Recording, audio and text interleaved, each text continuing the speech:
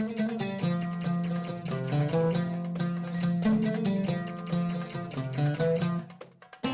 everyone, it's Ma from Sparkly Belly and welcome back to week 8, the last week of your Sparkly Wardrobe project, a collaboration series with Mahin where you get fresh costuming ideas for belly dancing so you can get more out of the costumes you already have.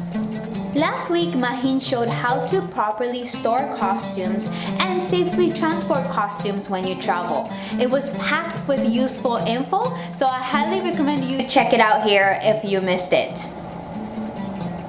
Now this week, I'm continuing with the traveling theme and show you how to make a bag to carry your props like a sword, cane, and wings. This DIY was actually requested by Mahin, and it's a great idea because our props are often awkwardly shaped, and carrying props and costumes from your car to backstage without messing up your hair and breaking into sweat is quite a challenge.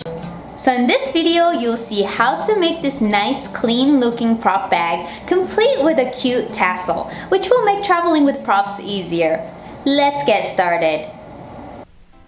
To make this prop bag, you need faux leather. You can use other fabric for outer layer, but I picked faux leather for this project because it's nice and sturdy and protects your props from dirt and rain. You need 1 meter or 1 yard of this. Felt? Get about 1 meter or 1 yard of felt that comes in rolls. Cord. I'm using about 3/8 of an inch or 8 millimeter thick cord. You need about 1 meter or 1 yard. Velcro. I'm using 3/4 of an inch or 2 centimeter wide Velcro. You need about 20 inches or 50 centimeters. Matching color thread, fabric glue. This is for making the tassel, a safety pin, regular sewing tools, and also it's helpful to have a walking foot for sewing faux leather. First, when Mahin suggested a DIY prop bag for this series, she had a few specific requirements. Number 1, the bag is good for carrying a prop sword in, which means the bag needs to be sturdy on the inside too so the sword won't poke out. Number 2, no zipper, because sewing on zipper makes the project more difficult to do. Number 3, the bag should be attachable to the suitcase handle, so that you can have your costumes in your suitcase and the prop bag on top of the suitcase and have one of your hands free. It's so clever and makes sense, right? And it was really challenging for me to design a bag that meets these requirements, but after brainstorming for a few hours, this is what I came up with. Well, let's see how I did. So first, I planned the bag to be 10 inches by 39.5 inches or 25 centimeters by 100 centimeters, which I determined would be large enough to accommodate most swords, folded wings, and canes. If your prop is longer, adjust accordingly. So cut the faux leather and felt in these dimensions. So 3 pieces of faux leather. A large piece that's 22.5 inches by 40 inches, and a small piece which is 6.5 inches wide, and the length should be the width of your suitcase handle plus 2 inches.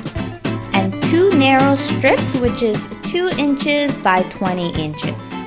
And for felt, a large piece which is 18.5 inches by 40 inches, and a small piece which is 5 inches by 9 inches.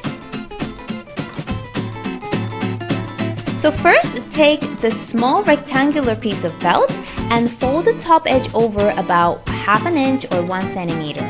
Do a straight stitch to keep it in place. Then place it on the larger piece of felt so that the right top corner of the small piece is 2 inches or 5 centimeters from the top and 16 inches or 40 centimeters from the side. For the sides and the bottom edge, fold in 1/2 inch or 1 centimeter towards the inside and hold it with pins. Go around the 3 sides with a straight stitch with 1/4 inch or 5 millimeter seam allowance.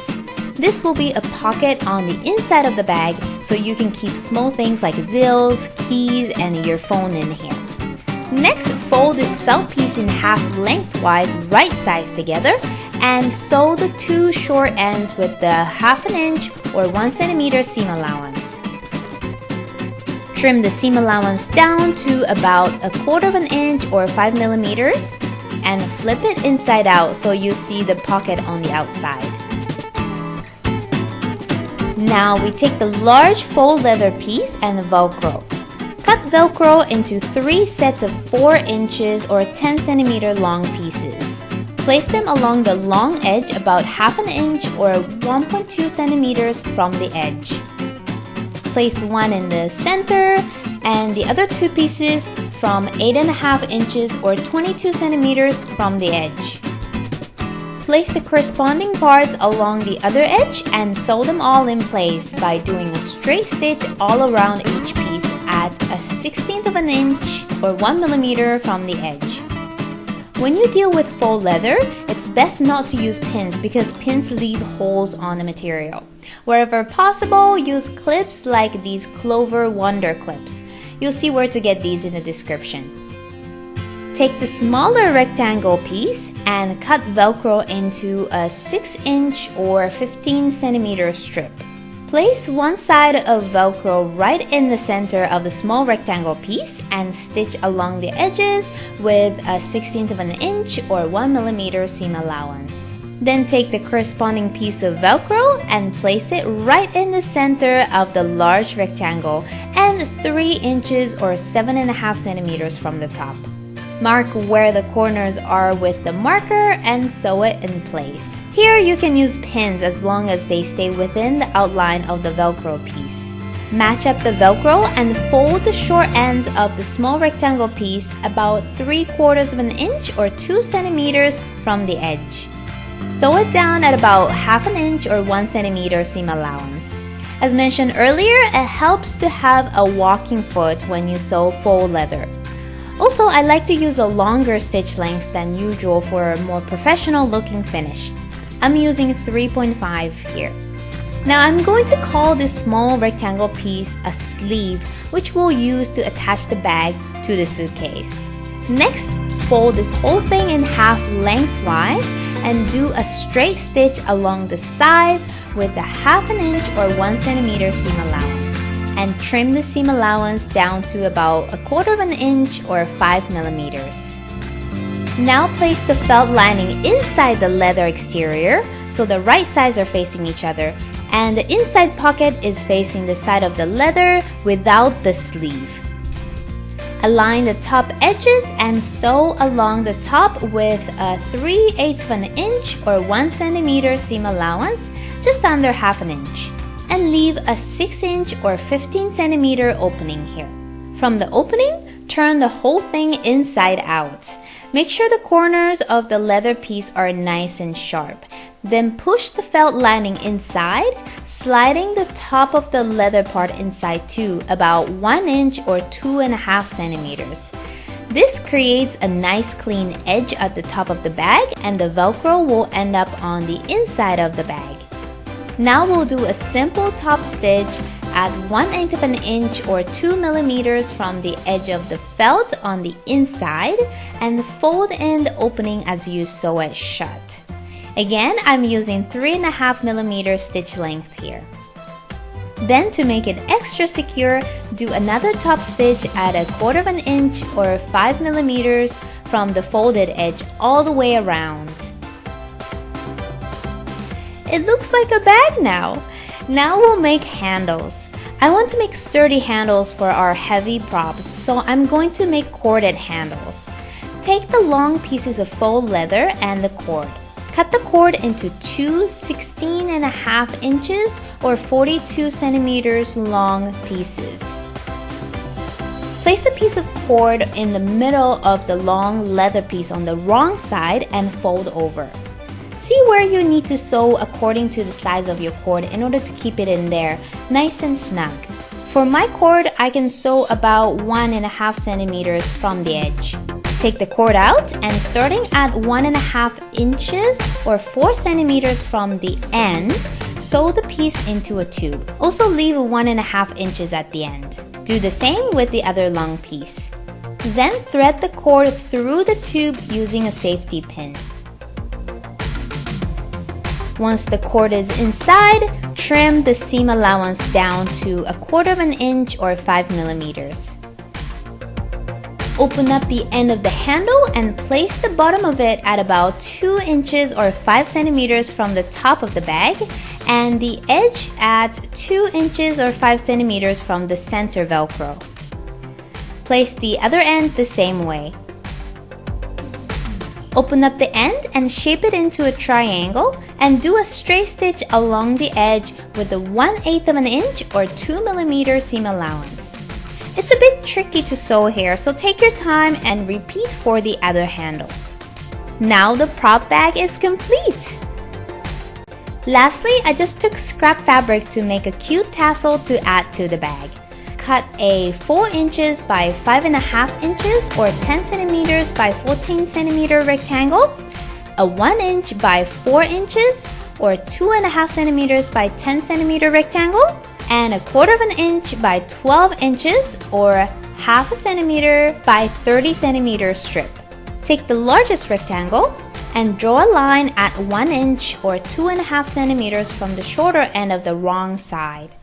Then cut in a straight line from the bottom to the line at a 1/4 inch or 5 millimeter interval. Put a little fabric glue at the end and place the ends of the long narrow strip together at the end. Then put fabric glue in the rest of the solid section and roll up the piece tightly. Once you reach the end, hold it for a minute or so until it sticks.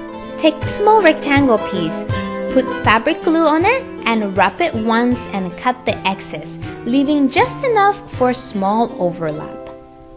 Secure the overlapping part with fabric glue and it's finished!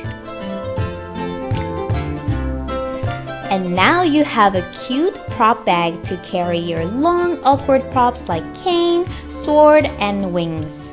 Put your Zills, keys, or your phone into the small pocket on the inside, and the felt lining will keep your props safe. I put my cane and DIY wings, and there's still some room. The faux leather finish will protect your props from water and dust. And remember the sleeve we attached? You can slip the suitcase handle through the sleeve and secure it with Velcro, which will keep the bag stay on your suitcase handle without turning around, so you can roll your costumes and prop bag all in one into backstage. It may seem a bit more complex than my regular DIYs, but if you follow it step by step, it's not very difficult. If faux leather is too difficult to sew, canvas would be a good sturdy alternative. You don't need a walking foot for sewing canvas. Just use a regular foot. Either way, this bag will last you a long time and it'll make traveling with props much easier. Hope you like this DIY prop bag and your sparkly wardrobe series. If you did, please share it with your dancer friends. Since this DIY was a relatively long tutorial, I've put together a cheat sheet for you that you can refer to later. It's like a recipe you can print out so you don't have to search and read the entire tutorial again. You can download the cheat sheet from the link on the screen. Thanks for watching and keep sparkling!